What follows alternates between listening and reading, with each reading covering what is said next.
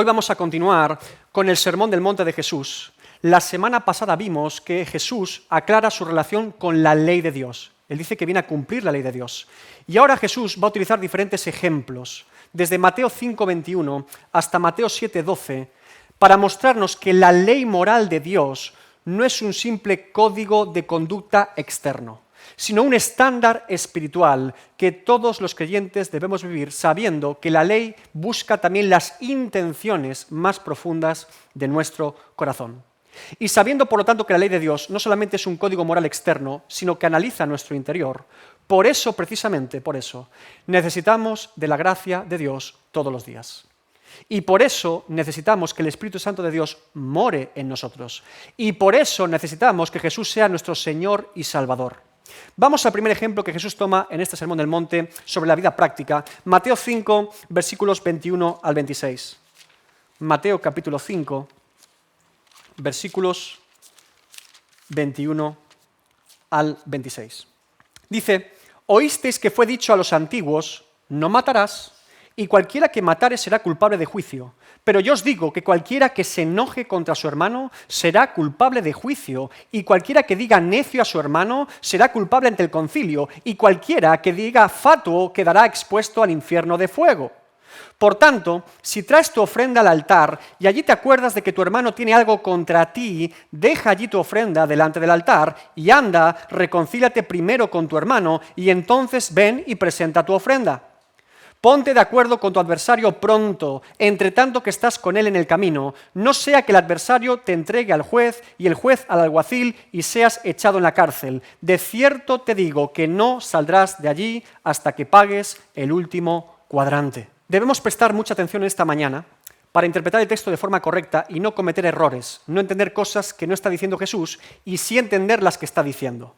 Por eso, como bosquejo a esta predicación, responderé a 7 preguntas. La primera es: ¿de qué mandamiento está hablando Jesús aquí?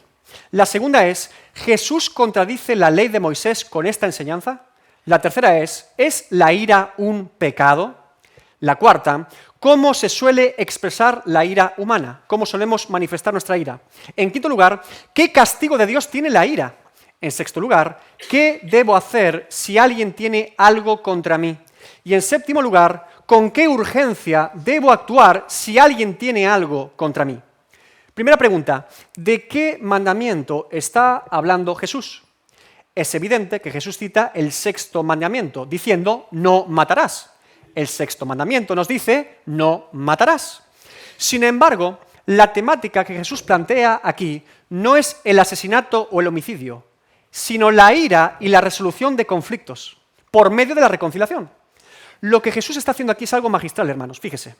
Él toma un pecado exterior, público y universalmente condenado por todos, el asesinato, algo que todos vemos como algo terrible, para revelar que un pecado tan terrible no es más que el síntoma final de una enfermedad invisible e interior, la ira, el enojo, que lo que vemos como algo detestable exteriormente nace de una raíz de pecado interior, la ira y el enojo.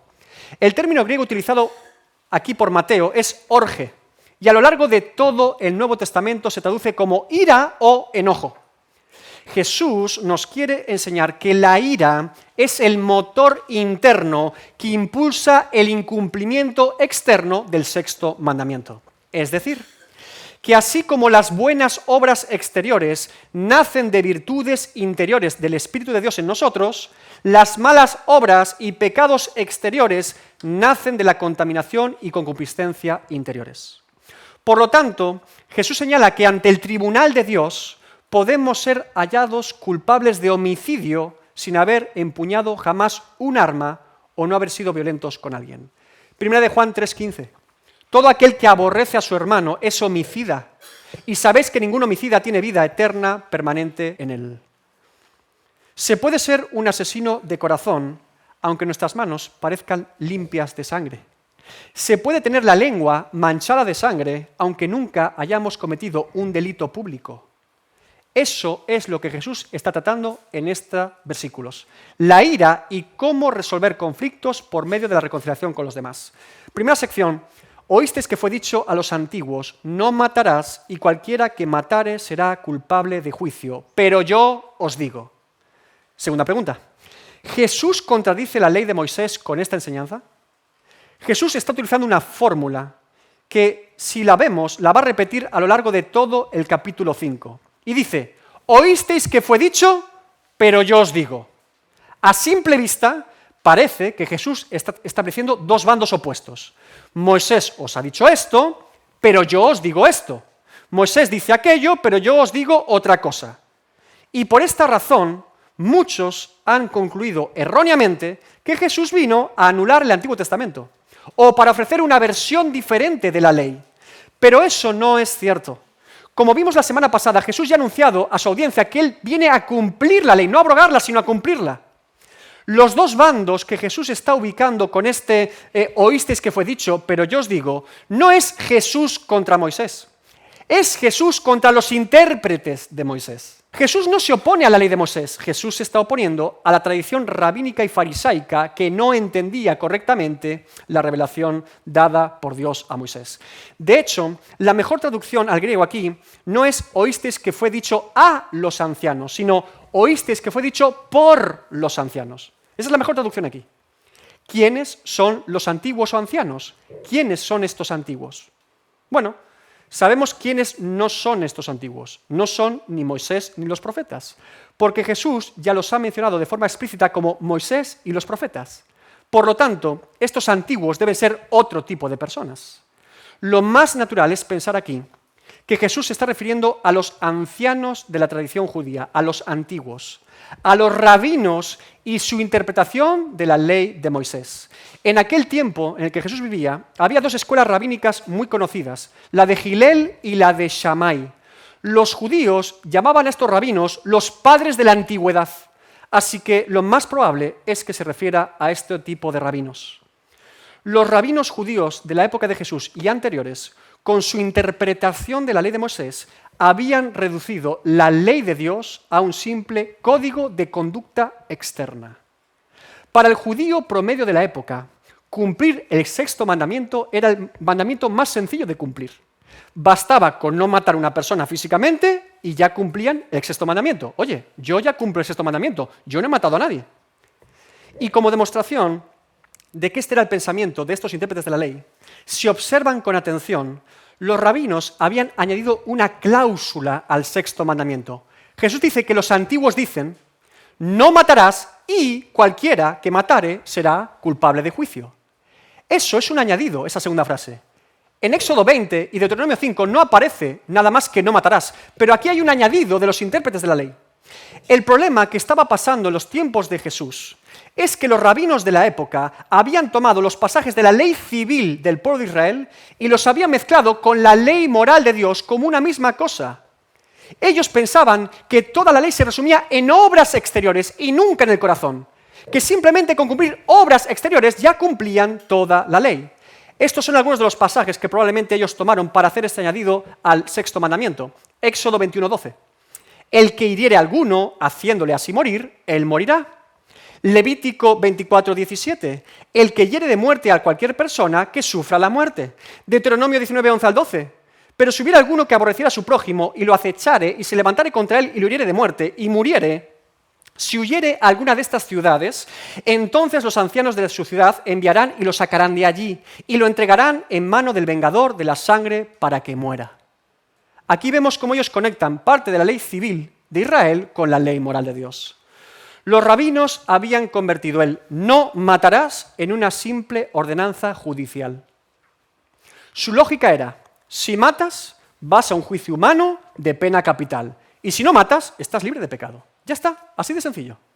Se habían limitado a tratar de cumplir la superficie de la ley moral. Se habían quedado en la periferia del problema, ignorando por completo la raíz de pecado. Y eso es lo que Jesús está confrontando aquí. Con este pero yo os digo, Jesús está señalando que mucha de la interpretación rabínica sobre la ley de Moisés estaba errada. Que la ley y la revelación de Dios son correctas, pero que la interpretación de esa ley por estos rabinos es incorrecta. Para que nos demos cuenta, hermanos, de lo que implicaría interpretar la ley de los 10 mandamientos simplemente de forma exterior, William Henderson nos comenta qué pasaría si hoy en día hiciésemos eso. Dice, imagínese a un ministro del Evangelio en el día de hoy que predica sobre este mandamiento y limita sus exhortaciones a una advertencia de tener sumo cuidado en el uso de armas de fuego, de garrotes o de automóviles. Podría aún advertir contra el tráfico de drogas, pero si no señala la causa espiritual que produce el homicidio y no advierte en su contra, ¿no ha errado en el blanco? ¿Es la ley de Dios solamente un código penal? Jesús viene a corregir esta miopía espiritual de los rabinos de su época. Él nos enseña que la ley de Dios no es un reglamento para tribunales humanos, sino un espejo para nuestra alma para poder ver nuestra pecaminosidad. La justicia de los fariseos se conformaba con no ir a la cárcel. La justicia de Cristo exige un corazón libre de ira y enojo. ¿Cómo la gente iba a arrepentirse de sus pecados y buscar la salvación en Cristo si estos fariseos habían limitado el cumplimiento de la ley a meras obras exteriores y no a revisar las intenciones del corazón? La ley de Dios acusa a nuestra conciencia. La ley de Dios agita nuestra mente, despierta nuestro conocimiento del pecado, porque apunta directamente a las intenciones y pensamientos de nuestro corazón, no solo a las acciones. Segunda sección. Pero yo os digo que cualquiera que se enoje, notan aquí el tema enojo, ira, cualquiera que se enoje contra su hermano será culpable de juicio, y cualquiera que diga necio a su hermano será culpable ante el concilio, y cualquiera que le diga fatuo quedará expuesto al infierno de fuego. Tercera pregunta, quizá la más importante de la mañana. ¿Es la ira un pecado? ¿Cuántos creen que sí? Levante su mano. ¿Cuántos creen que es la ira un pecado? ¿Cuántos creen que no? ¿Cuántos no saben ni contestan? Interesante. ¿Se dan cuenta que se divide en casi a la mitad los que sí y los que no? La respuesta correcta a si la ira es un pecado o no es depende. Depende. Vamos a ello, vamos a explicarlo. ¿Es la ira un pecado? Depende. Vamos a ir despacio. En este texto en concreto, la ira o enojo es tratada claramente como un pecado. Y en muchos otros pasajes de la Biblia, la ira aparece en listas de pecados como una obra de la carne. Fíjense dónde ubica Pablo la ira a los Gálatas como una obra de la carne. Gálatas 5, 19 al 21. Y manifiestas son las obras de la carne, que son adulterio, fornicación, inmundicia, lascivia, idolatría, hechicerías, enemistades, pleitos, celos, iras, contiendas, disensiones, herejías, envidias, homicidios, borracheras, orgías y cosas semejantes a estas, acerca de las cuales os amonesto, como ya os lo he dicho antes, que los que practican tales cosas no heredarán el reino de Dios. Ahí se incluye iras. También sabemos que la ira ha sido catalogada como uno de los 7 pecados capitales por la Iglesia Católica Romana. Esa lista se oficializó el siglo VI después de Cristo con el Papa Gregorio Magno. Los católicos consideran la ira como uno de los pecados principales que mueve el resto de pecados. Sin embargo, es fundamental entender que la ira, en un sentido estricto de su definición, no es en sí misma un pecado. La ira, por definición, es un afecto de indignación que produce enojo y enfado. Es un afecto la ira, que nos produce enojo y enfado, indignación. Eso implica que pueden existir motivos lícitos, santos y justos por los que una persona podría sentir ira inicialmente. El problema de la ira es cómo gestionamos la ira los seres humanos. No es el hecho de tenerlas, cómo la gestionamos muchas veces, ¿sí? Considero que el mejor teólogo de la historia para hablar de afectos del ser humano es Jonathan Edwards. Y vamos a seguir sus pautas para evaluar si nuestra ira es santa o pecaminosa. Según Edwards, la ira debe evaluarse en función de 4 pautas: naturaleza, ocasión, propósito y grado. Naturaleza, ocasión, propósito y grado. En cuanto a su naturaleza, la ira es santa cuando brota del amor a Dios y de hacer el bien al prójimo, y es pecaminosa cuando nace del orgullo o del amor propio. En cuanto a su ocasión, la ira es justa cuando surge ante una ofensa real contra Dios o su justicia, y es pecaminosa cuando responde a intereses personales o agravios imaginarios. En cuanto a su propósito, la ira es santa cuando busca la gloria de Dios y la corrección del mal, y es pecaminosa cuando persigue venganza o satisfacción personal. En cuanto a su grado, la ira es piadosa cuando es moderada y gobernada por el amor, y es pecaminosa cuando se desborda, se prolonga o domina el corazón. El mejor ejemplo de esta ira santa y justa es la ira de Dios. Romanos 1:18. Porque la ira de Dios se revela desde el cielo contra toda impiedad e injusticia de los hombres que detienen con injusticia la verdad. Romanos 2:5. Pero por tu dureza y por tu corazón no arrepentido, atesoras para ti mismo ira para el día de la ira y de la revelación del justo juicio de Dios. Salmo 7:11. Dios es juez justo y Dios está airado contra el impío todos los días. La ira de Dios es una indignación santa, un enojo provocado por una causa justa, y es la respuesta necesaria de su santidad frente al pecado. Por eso, la ira puede ser una reacción legítima ante la maldad o la injusticia. De hecho, todo creyente deberíamos sentir ira contra el pecado. Edwards afirmaba que esta ira de un creyente contra el pecado, nacida del amor y pasión por Dios, es necesaria para la santificación. Porque el creyente debe amar lo que Dios ama y odiar lo que Dios odia. Solo esta ira, de la que estamos hablando, puede considerarse legítima en un creyente, porque está subordinada al amor a Dios y al prójimo, dirigida contra el pecado, sin resentimiento ni orgullo personal, y resuelta con prontitud y proporcionalidad.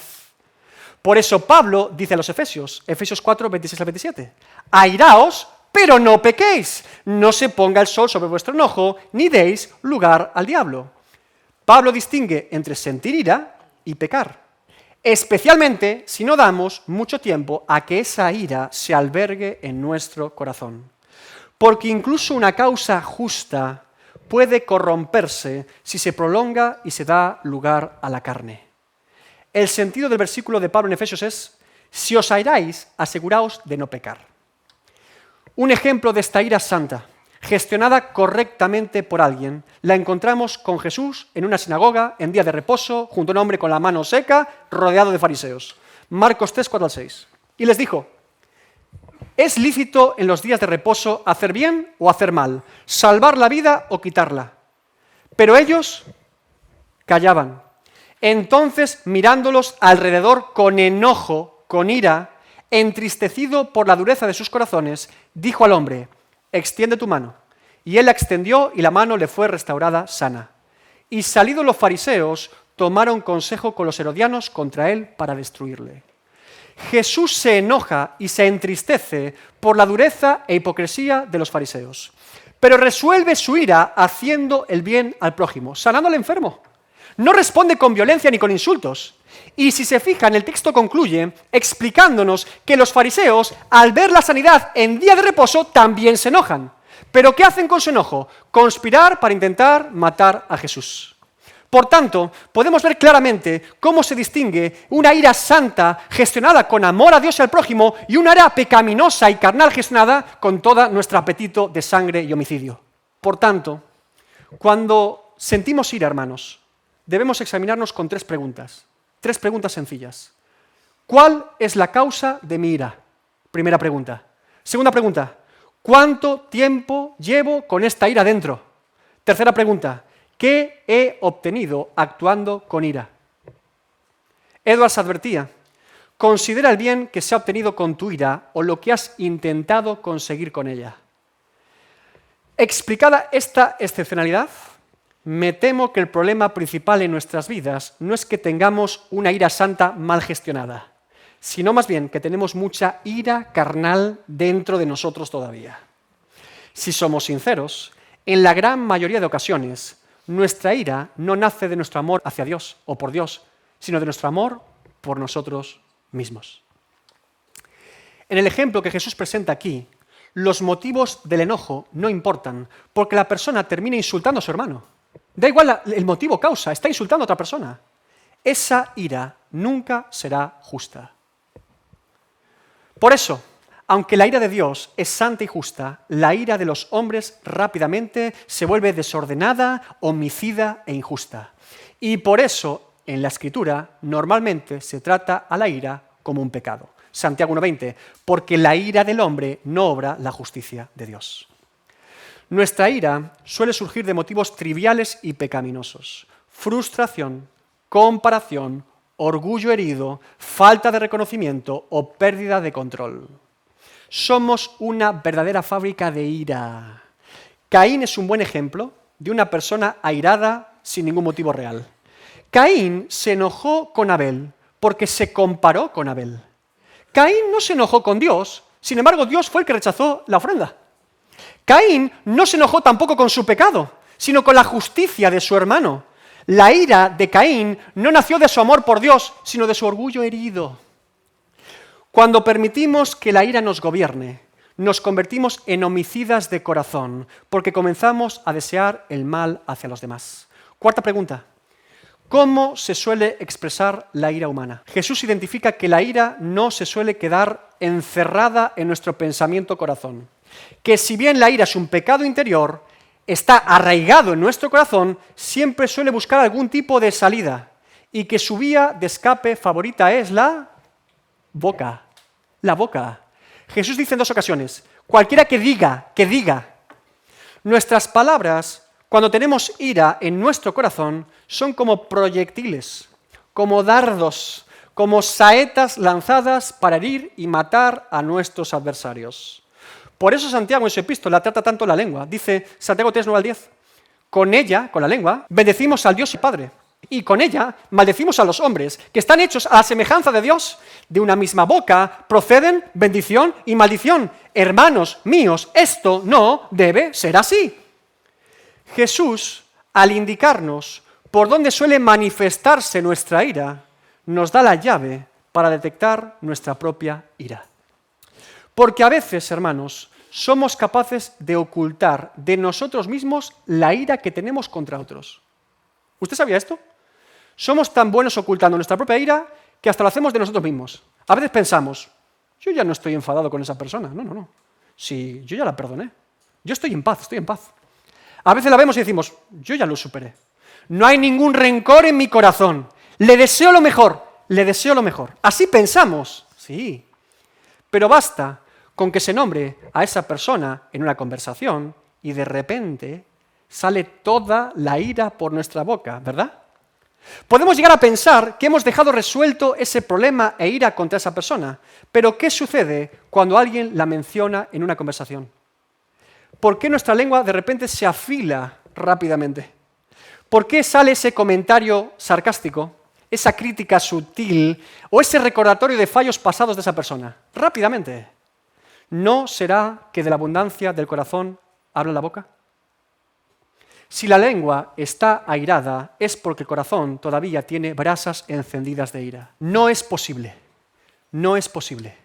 tener un corazón lleno de amor hacia una persona y al mismo tiempo tener la lengua llena de veneno hacia esa persona. No es posible las dos cosas.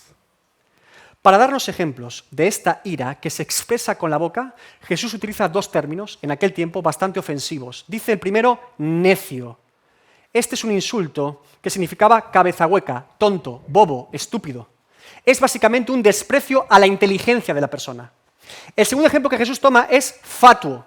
Esto es llamarlo rebelde, apóstata, maldito. Este es un desprecio a la moral y dignidad de la persona. Hoy quizás no utilizamos necio y fatuo, ¿verdad? No está en nuestro lenguaje habitual de ira. Pero los seres humanos hemos sido capaces con el tiempo de inventar cada vez más insultos y desprecios hacia los demás, ¿verdad? Somos inventores de insultos para mostrar nuestra ira y decepción contra los demás. Con todo, no quisiera limitarme a que la única expresión por la boca de ira es con insultos. Jesús pone ejemplos de insultos, pero no creo que esté diciendo que es la única forma de expresar ira con la boca, sino más bien pone ejemplos prácticos. Hay otras formas de expresar ira con la boca. Por ejemplo, podemos usar el silencio, hacer el vacío a una persona para mostrar nuestro enojo contra ella. Es decir, usar la indiferencia, el no hablarle a alguien como señal de nuestro enojo con ella. Bueno, de hermanos esto era muy típico, no te hablo más, y no hablábamos, ¿verdad? También podemos difamar con nuestra boca a una persona, mentir sobre ella o manchar su reputación delante de otros. Hay muchas formas de usar nuestra boca para que sea un arma de ira contra los demás. Jesús nos enseña que para ser un asesino no hace falta usar un puñal. El asesinato comienza cuando deseo mal y ruina de esa persona en mi corazón o en conversaciones con otros. Hermanos, no seamos como estos judíos del primer siglo, a esperar a tener un cuerpo frío en nuestras manos manchadas de sangre para reconocer que tenemos ira y enojo contra ella. Si cuando hablo de alguien busco herir, exponer o enterrar su dignidad, estoy cometiendo homicidio. La lengua solo está expresando lo que el corazón airado ya ha ejecutado en su interior. Quinta pregunta. ¿Qué castigo de Dios tiene la ira? Hay un castigo presentado por Jesús. Mire, los intérpretes de la ley decían que cualquiera que matare era culpable de juicio. Y Jesús dice que cualquiera que se enoje contra su hermano también es culpable de juicio. Hay juicio para ambos. Pero me temo que los intérpretes de la ley y Jesús hablan de juicios muy diferentes aquí. Para los intérpretes de la ley, el pecado se medía por su impacto social y comunitario. Al hablar de juicio por causa de asesinato, ellos se referían a un tribunal local, a una sentencia civil, a un castigo que hombres podían imponer sobre otros hombres. Pero Jesús rompe con esta idea y traslada el juicio de un pecado de la corte humana a la corte celestial. Jesús afirma que cualquiera que se enoje será culpable de juicio y luego añade dos sentencias más. Dice, será culpable ante el concilio y quedará expuesto al infierno de fuego. Sería un error interpretar aquí que con concilio y juicio Jesús se refiere a un juicio humano. No se está refiriendo a un juicio humano. No es posible que Jesús se refiera aquí a tribunales humanos por dos motivos principales. Primero, el primer motivo sería que es porque Jesús acaba de decir que quien llame estúpido a su hermano será culpable ante el concilio y quien llame maldito a su hermano será expuesto al infierno de fuego. Si pensamos en términos humanos, estaríamos tratando de medir ¿cuál insulto fue más grave, uno que el otro? Porque la segunda pena parece mayor que la primera. Pero Jesús no está haciendo una escala de insultos, sino un énfasis sobre una misma verdad, que toda expresión de ira y enojo, por pequeña que parezca, nace de un corazón que merece condenación. El concilio del que habla Jesús, por lo tanto, sigue siendo el mismo tribunal de Dios que juzga a una persona con el infierno de fuego. El segundo motivo es que Jesús habla de alguien que está enojado con su hermano y eso le hace culpable de juicio. Ningún tribunal humano juzga los sentimientos interiores. ¿Alguna vez un juez condenó a alguien por odiar en su corazón? ¿O por sentir ira? ¿O por sentir celos? Los jueces humanos solo juzgan delitos exteriores, no interiores. Pero aquí Jesús está condenado el pecado interior. Dios no necesita que use un cuchillo para declararme culpable de homicidio. Porque Él juzga la intención de mi corazón antes de que llegue a mis labios o a mis manos. Por eso se debe entender que Jesús habla de un juicio divino y no humano aquí. Jesús, por lo tanto, nos enseña que el problema de tener ira contra alguien, sea que yo lo exprese con mi boca o no, es que ese es un pecado que no solamente es contra mi prójimo, sino contra Dios mismo. De eso también se habían olvidado los intérpretes de la ley. Jesús, en su explicación del sexto mandamiento, no solamente está yendo al interior, a la raíz del problema, a la ira, sino que nos recuerda que todo pecado, en primer término, es contra Dios mismo. Todo pecado. Y sea que los hombres juzguen o no nuestros pecados en esta vida, no habrá ni un solo pecado que Dios no juzgue. Esa es la enseñanza de Jesús aquí. Mateo 10:28. Y no temáis a los que matan el cuerpo, mas el alma no pueden matar. Temed más bien aquel que puede destruir el alma y el cuerpo en el infierno. El pecado, en primer término, es una rebelión contra la santidad de Dios. El pecado, antes de ser un agravio contra el prójimo, es un agravio contra Dios. Claro que cuando peco, le estoy agraviando a mi prójimo. Sí, por supuesto que sí. Pero por encima de eso, sigue siendo un pecado contra Dios. Por eso, las consecuencias de mi pecado son primeramente ante Dios y no solamente ante los hombres. Nunca nos olvidemos de esa verdad. A veces vemos la pecaminosidad de nuestro pecado cuando vemos el daño que hemos hecho a otros. Y decimos, ¡bah! ¡Qué mal lo he hecho! Sí. Pero ¿alguna vez nos preguntamos o nos paramos a pensar qué le supone nuestro pecado a Dios? Vemos el mal que hacemos y podemos incluso reconocer el mal hecho. Sí. Pero ¿alguna vez nos paramos a pensar lo que supone nuestro pecado delante de Dios? Cuanto más sensible soy a que mi pecado es contra Dios, menos pecaré contra mi prójimo. Tercera sección. Por tanto, si traes tu ofrenda al altar y allí te acuerdas de que tu hermano tiene algo contra ti, deja allí tu ofrenda delante del altar y anda, reconcíliate primero con tu hermano y entonces ven y presenta tu ofrenda. Sexta pregunta. ¿Qué debo hacer si alguien tiene algo contra mí? Jesús hace una transición de la enseñanza a la aplicación con este por tanto. Y si se fijan, cambia el pronombre personal. Lleva utilizando el pronombre personal plural, vosotros, y ahora cambia al tú, al singular, tú. Jesús nos lleva a la responsabilidad individual y personal de cada creyente. Porque la santidad es una rendición personal ante Dios de cada discípulo. Tenemos que estar atentos en esta sección para no cometer errores. Mire, Jesús nos pone primero el ejemplo de una persona que va a ofrendar. En el contexto judío, ir a ofrendar al altar es un acto de adoración a Dios. Hoy en día, ofrendar también es un acto de adoración, pero no tenemos esa mentalidad como en la época. Así que esta persona está adorando a Dios, queriendo adorar a Dios, ¿sí? Bien. El caso que Jesús nos plantea aquí no es el de un creyente que va a adorar a Dios y en ese momento se acuerda de una causa pendiente que alguien hizo contra él. Es decir, no es el caso de un creyente que adorando a Dios se acuerda de que alguien le hizo mal a él. No. Ese caso también está dado por Jesús, pero no en Mateo 5, sino en Mateo 18, junto a la disciplina eclesiástica, Mateo 18, 15, 17. Este es el Mateo 18, ¿de acuerdo? El caso sería, por tanto, si tu hermano peca ¿contra quién? Contra ti.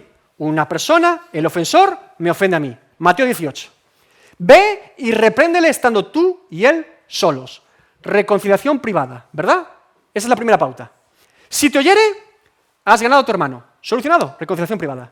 Más, pero, si no te oyere, toma aún contigo a 1 o 2 testigos, para que en boca de 2 o 3 testigos conste toda palabra. Podría ocurrir que la persona no admite su falta. Debo llevar a 2 o 3 testigos de dicha causa. Si no los oyere a ellos, dilo a la iglesia, y si no oyere a la iglesia, tenle por gentil y publicano. Disciplina eclesiástica, básicamente. ¿Sí? Ahora, sin embargo, aquí en Mateo 5, Jesús está planteando el caso inverso, la otra cara de la moneda. Es un caso en el que un creyente que va a adorar a Dios recuerda que él ha sido el ofensor y que ha pecado contra su hermano. Que él, yendo a adorar a Dios, se acuerda de que hay una causa pendiente contra él, que él ha hecho daño a otro. Si leemos el texto nuevamente, dice Jesús, si te acuerdas de que tu hermano tiene algo contra ti, no dice si te acuerdas de que tú tienes algo contra tu hermano. Es el caso en el que yo he ofendido a alguien y hay una causa pendiente contra mí. Lo que Jesús plantea es que en el momento de mayor intimidad espiritual con Dios, en la adoración a Dios, nuestra conciencia, movida por el Espíritu Santo, nos recuerda que tenemos una cuenta pendiente sin resolver. Alguien tiene una queja contra mí legítima por haber hecho algo mal contra ella. Alguien tiene una causa pendiente contra mí. Y lo más maravilloso de este caso es cómo Jesús lo resuelve. Jesús no dice que no adoremos a Dios nunca más por causa del conflicto. Tampoco dice que no ofrendemos más. Tampoco nos invita a pensar que si nuestro testimonio se ve comprometido por causa de un conflicto con alguien, no volvamos nunca más a la iglesia.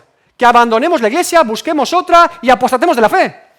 Mire, hay personas que ante un conflicto con alguien huyen de Dios y de la iglesia. Eso es un error, hermanos. Es un error.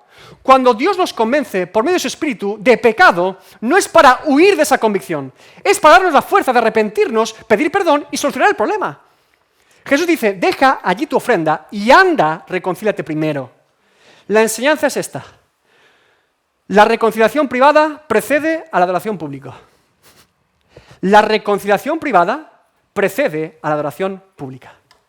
Para adorar a Dios en libertad, si tu conciencia te acusa de un asunto sin resolver, de una causa pendiente, ve inmediatamente a resolverla.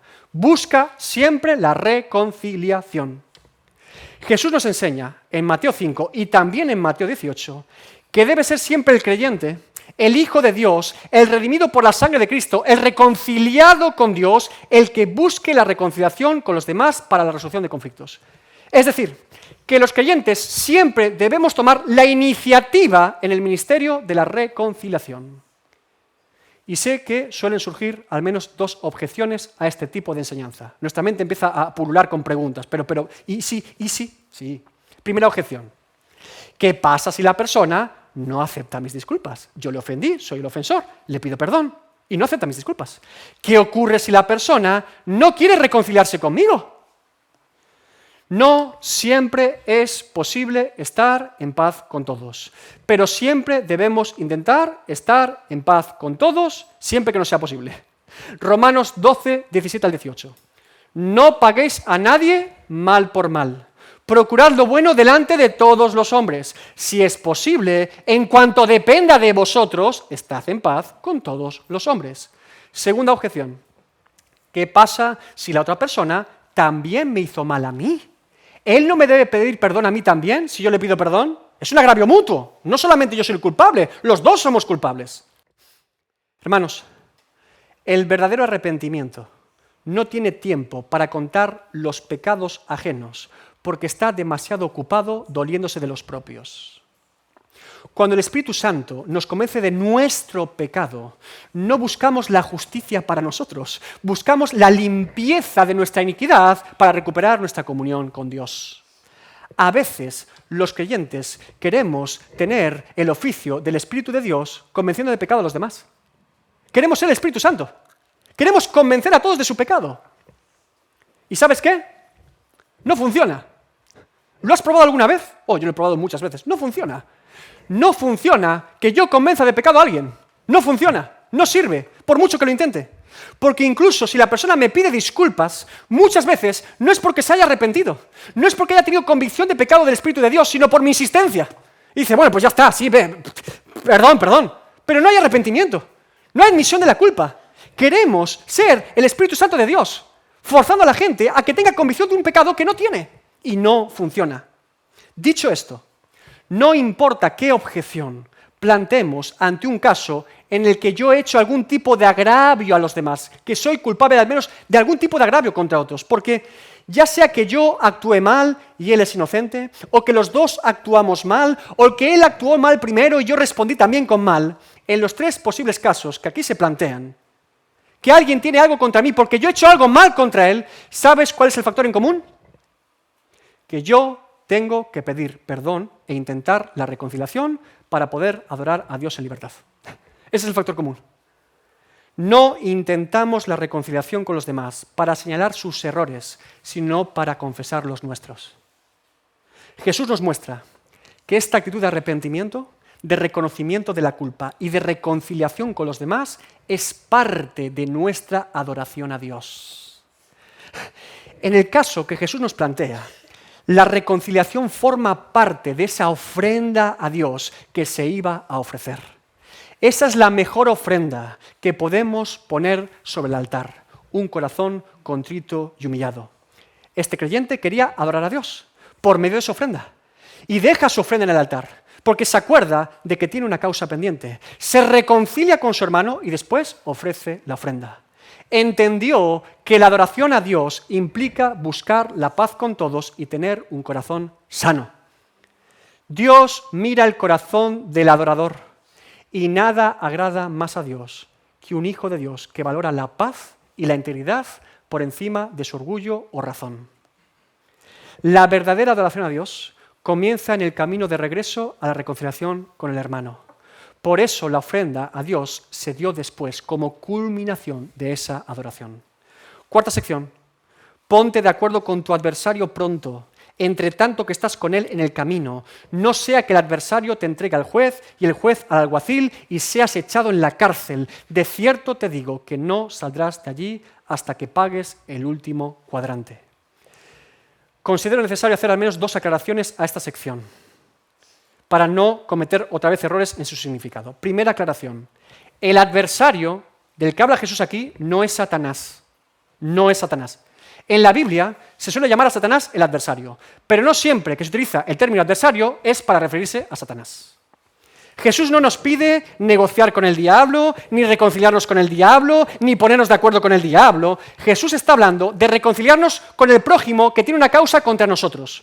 Así que es evidente que por adversario Jesús se refiere a la persona que tiene algo contra mí. ¿Sí?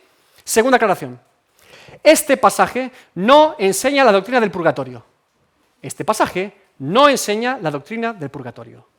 Jesús, al mencionar que se debe pagar hasta el último cuadrante la moneda de menor valor de aquel tiempo, señala la rigurosidad de la justicia de Dios. Es decir, la advertencia de Jesús es esta: que si decides ir al juicio divino sin buscar la gracia y el perdón de Dios, la ley divina te cobrará hasta el último centavo. Que si la salvación o la santificación dependieran de nuestro propio pago, no saldaríamos jamás nuestra deuda ante la justicia de Dios. Esa es la enseñanza de Jesús ahí. Con todo, si los católicos romanos insisten en hablar del purgatorio aquí, tienen un problema muy grande. Porque si la cárcel para ellos es el purgatorio y solo el pecador puede pagar por sus propios pecados hasta el último cuadrante, los papistas tendrán que explicar por qué durante siglos han vendido indulgencias y sufragios a los vivos para rebajar la condena del purgatorio de sus muertos. Así que o niegan el purgatorio o afirman que han robado durante siglos. Sexta pregunta: ¿con qué urgencia debo actuar si alguien tiene algo contra mí? Con toda la urgencia posible. Jesús dice: ponte de acuerdo con tu adversario pronto, pronto. ¿Por qué Jesús nos pide actuar con tanta urgencia? Porque los seres humanos somos expertos en la autojustificación de nuestro propio pecado. Tenemos un concepto demasiado elevado de nuestra propia justicia y un juicio implacable para con los demás. Creemos que siempre tenemos la razón, y mientras el orgullo nos ciega, el conflicto siempre irá a más y a peor. Pasamos de ser hermanos a ser adversarios en un instante, ¿verdad? El hermano, ahora el enemigo. Y en esa ceguera olvidamos algo fundamental: que si la justicia no está de mi lado en este asunto, Dios no está de mi lado en este asunto. Dios es juez justo. Y Él no está jamás del lado de la injusticia. Tampoco cuando la injusticia la comete un creyente. Jesús nos advierte de las implicaciones que tiene para nosotros no reconocer nuestra culpa a tiempo. Mire, a veces pensamos que el tiempo lo curará todo, ¿verdad? El tiempo no cura nada. El tiempo, ante un conflicto, solo endurece más y más el corazón de cada una de las partes. El único que cura y sana un conflicto es el perdón de Dios, su gracia y su misericordia. Si hacemos una revisión sincera de todos los conflictos que hemos tenido en nuestras vidas hasta hoy, ¿en cuántos hemos sido, al menos en parte, responsables de esos conflictos? ¿Cuántas veces señalamos la culpa de los otros en un conflicto para no reconocer la nuestra? El discípulo de Cristo no espera a que el otro dé el primer paso. No busca una solución fácil y rápida, pero tampoco se niega a admitir que ha cometido faltas en un conflicto si las ha cometido. Mire, cuando nos negamos a buscar una solución, cuando nos negamos a reconocer nuestra culpa, es como si nos encerrásemos en una cárcel que nos hemos inventado nosotros. No siempre será posible, no siempre será fácil, no siempre la otra parte cooperará como nosotros quisiéramos, pero al menos debemos intentarlo. Ponte de acuerdo con tu adversario pronto, entre tanto que estás con él en el camino. Jesús nos advierte que hay un tiempo límite para la reconciliación. Que no nos demoremos en resolver nuestras faltas con los demás hasta que sea demasiado tarde. Que la culpa, el resentimiento y la ira contra los demás no nos acompañen hasta el lecho de muerte para ser atormentados por nuestro pasado. Que nuestras faltas contra otros y nuestras meteduras de pata no nos lleven a estar en conflicto con los demás hasta que ya no haya reconciliación posible. Cuando no pedimos perdón a los demás, no solamente tenemos una causa pendiente con ellos, tenemos una causa pendiente con Dios. Dios no quiere una iglesia llena de conflictos, rencores, iras, contiendas y disensiones. Para eso Dios nos llama a la reconciliación y también a la disciplina eclesiástica, como en Mateo 18. Jesús no vino a ignorar la ley de Dios, sino a mostrar su verdadera dimensión. La justicia del reino de los cielos No se conforma con manos que no matan, exige corazones que no odian y lenguas que no destruyen. Dios nos llama a tomar siempre la iniciativa en la reconciliación con los demás si somos hijos de Dios. Sea que otro nos haya hecho daño a nosotros, como en Mateo 18, o sea que nosotros hayamos hecho daño a otros, como en Mateo 5. Jesús nos enseña que sea cual sea el caso, nosotros tenemos que ir al prójimo para intentar resolver el asunto.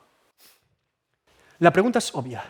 ¿Por qué un hijo de Dios debe tomar siempre la iniciativa de la reconciliación, sea el ofendido o el ofensor? Porque nosotros sabemos lo que es tener a Dios por adversario y enemigo antes de estar en Cristo, ¿verdad? Y aún así, fue Dios, en su infinita misericordia, quien se puso de acuerdo con nosotros por medio de la cruz de Cristo para reconciliarnos con Él. Él dio el primer paso. Romanos 5, 8 al 11. Mas Dios muestra su amor para con nosotros, en que siendo aún pecadores, Cristo murió por nosotros. Pues mucho más, estando ya justificados en su sangre, por Él seremos salvos de la ira. Porque si siendo enemigos fuimos reconciliados con Dios por la muerte de su Hijo, mucho más estando reconciliados seremos salvos por su vida. Y no solo esto, sino que también nos gloriamos en Dios por el Señor nuestro Jesucristo, por quien hemos recibido ahora la reconciliación. Cuando niego el ministerio de la reconciliación que Dios me ha confiado como hijo suyo, me estoy olvidando de la obra de Cristo por mí. Porque eso es precisamente lo que yo he recibido de Cristo, mi reconciliación con Dios. Cristo vino a buscarme y a salvarme cuando yo estaba perdido, cuando yo era el ofensor contra Dios. Dios no esperó a que yo fuera a Él, sino que Él vino a mí para rescatarme a pesar de yo ser el ofensor. Por eso, si ahora estoy en Cristo y vuelvo a ser el ofensor contra alguien, ¿qué crees que demostrará que realmente he recibido y comprendido el sacrificio de Cristo por mí? Que yo proponga la reconciliación. Porque si eso es lo que Cristo me ha enseñado, cuando otros son los ofensores, ¿cuánto más si yo soy el ofensor?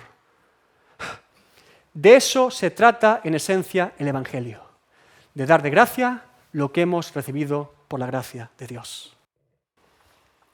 Como le he dicho antes, quizá parezca extraño cerrar un año una predicación sobre la ira y la reconciliación, ¿verdad? Pero creo que es providencial de parte de Dios. ¿Qué mejor manera que comenzar este año sin asuntos pendientes con nadie, sin causas todavía por resolver y libres para adorar a nuestro Dios? ¿Hay alguien con quien debas reconciliarte hoy? No esperes a que se ponga el sol. No esperes a que se entregue la ofrenda. No esperes a terminar la adoración a Dios. Ve tú primero, busca la paz, reconoce tus faltas y entonces vuelve a adorar a tu Dios en espíritu y en verdad. No permitamos que las pequeñas zorras echen a perder las vides. Mire, mi comunión con Dios vale mucho más que mi orgullo, que mi dignidad, que mi reputación, que mi razón y que mis derechos. Vale mucho más. Mi comunión con Dios es mucho más valiosa que todo eso. Y cuánto más valiosa que mis faltas, pecados y meteduras de pata, ¿verdad? Reconcíliate pronto con aquella persona que tiene una causa contra ti. Y si alguien hizo daño o te hizo daño, ve y reconcíliate también. Hazlo pronto, antes de que sea demasiado tarde y nos arrepintamos de no haberlo hecho a tiempo. ¿Quieres adorar a Dios libremente? Ten un corazón sano y libre para la gloria de Dios. Sé aquel motor de reconciliación con los demás. Sé ejemplo de Cristo a otros. Y verás cómo vives una vida más completa y plena en el Señor y puedes ser luz y sal a los demás. Ponte de pie esta mañana.